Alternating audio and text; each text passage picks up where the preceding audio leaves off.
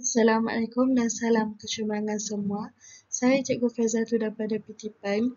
Hari ini sama-sama kita akan belajar subjek matematik tahun 2, topik 3. Tajuknya ialah pecahan. Yang pertama, kenali pecahan. 1/4 dalam perkataan 1/4. 3/4 dalam perkataan 3/4.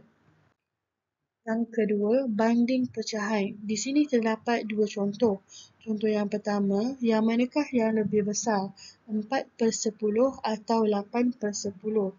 8/10 lebih besar daripada 4/10. Contoh yang kedua, pecahan manakah yang lebih kecil? 3/8 atau 6/8? 3/8 lebih kecil daripada 6/8.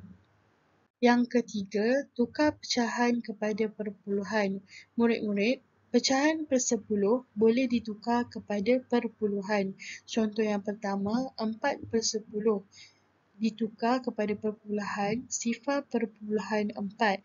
Yang kedua, 8/10 ditukar kepada perpuluhan 0.8.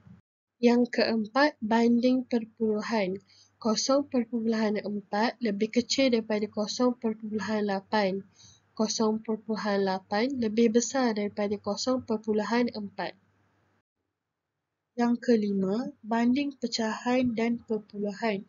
Di sini terdapat 3 contoh. 2/10 sama dengan 0.2. 0.4 kurang daripada 2/10.